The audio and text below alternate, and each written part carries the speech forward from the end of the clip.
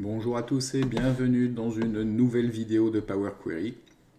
Aujourd'hui, nous allons voir un problème un peu plus complexe que la dernière fois, à savoir comment ajouter des colonnes de manière dynamique à un tableau de données.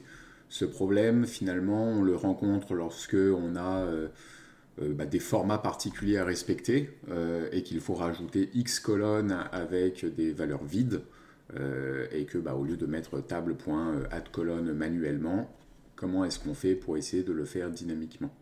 C'est parti au travers d'un exemple? Allons-y.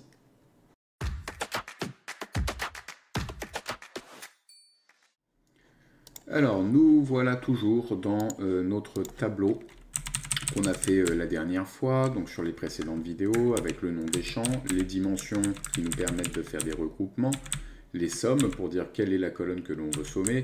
Et là, j'ai rajouté une colonne que j'ai appelée call to add, donc les colonnes à ajouter finalement à mon tableau. Je les ai appelées Tata Toto, mais bien entendu, on peut les appeler comme on veut. Je vous propose qu'on aille directement dans Query. Je vais faire à partir d'un tableau ou d'une plage.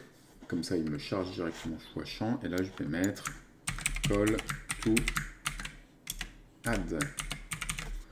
Donc les colonnes à ajouter. Je retire toujours type modifié dans mes étapes appliquées. Je vais filtrer ici en supprimant les éléments vides.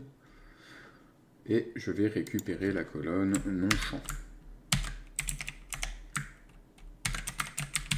C'est bien comme ça, oui, super. J'ai donc une liste de valeurs qui s'appelle Tata et Toto. Je vais maintenant travailler sur Data. Je vais dupliquer cette liste de données pour ne pas interférer sur le tableau précédent. Je pourrais très bien le faire sur Data, mais je préfère ne pas interférer. Comme ça, dans un onglet, je vais avoir mon tableau que je peux piloter avec call to sum, etc., qui sera propre de ces colonnes vides. Et dans l'autre, je vais essayer de rajouter mes colonnes vides comme je vous l'ai dit. Alors, Data, on va mettre Target Format. Donc, j'ai exactement la même chose que l'autre. Et ce que je vais faire, donc je vais essayer ici de rajouter une colonne Toto, une colonne Tata, en se basant sur call to add. Comment est-ce que je fais ça? Je vais créer une nouvelle étape en cliquant sur le petit bouton FX. Il me fait donc référence à l'étape précédente. Et là, je vais utiliser une fonction qui est très utile et très puissante qui s'appelle list.accumulate. List.accumulate permet d'accumuler des résultats, que ce soit une table, que ce soit des chiffres, que ce soit du texte. On peut concaténer des textes, faire des running totals, j'allais dire, mais vous m'avez compris. Elle est très puissante. Voilà comment elle fonctionne. Donc je vais vous montrer. Donc je tape déjà list.accumulate. Il me dit quelle est la liste sur laquelle tu veux travailler. Je veux travailler sur ma liste des colonnes to add. Quel est mon point de départ? Seed as any et veut dire, ok, quel est le point de départ sur lequel tu veux travailler. Étant donné que c'est ça sur lequel je veux ajouter des colonnes, mon point de départ, c'est mes lignes groupées. Donc voilà la table sur laquelle je veux travailler. Ok. Ensuite, il me dit quel est accumulator as function. Alors, qu'est-ce que je vais faire?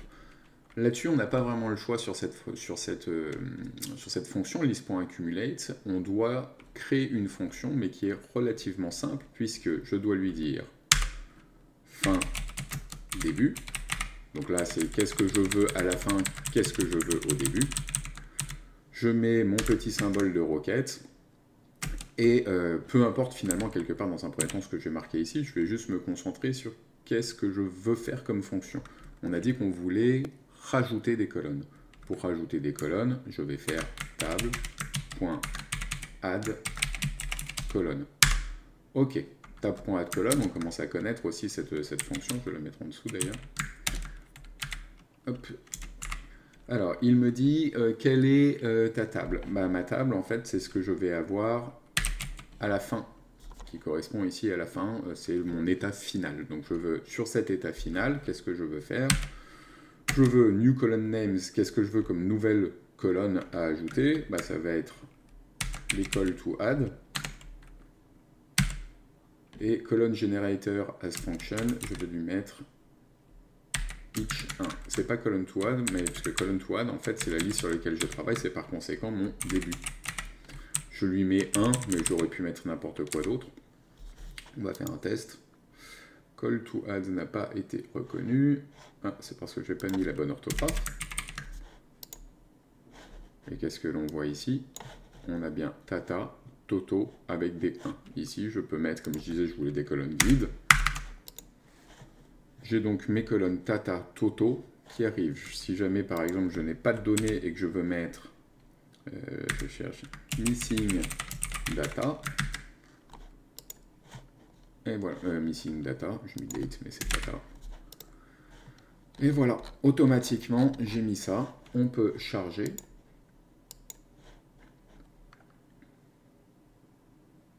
Et on voit que mon nouveau tableau ici s'est créé. Celui-là, je n'en veux pas, d'ailleurs, je supprime. Hop. Ça, en revanche, je veux toujours. On va juste ici déplacer ça. Voilà, pour voir si, bien entendu, ça fonctionne. Alors, comme je m'appelle Arnaud, je vais mettre Arnaud. Je vais mettre il fait beau. Et je mets ici ma petite croix pour dire que je veux que les données, justement, soient rajoutées. Données, actualiser tout.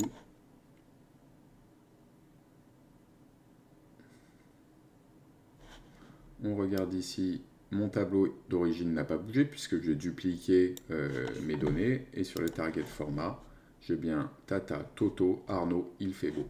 J'ai donc rajouté dynamiquement des colonnes vides.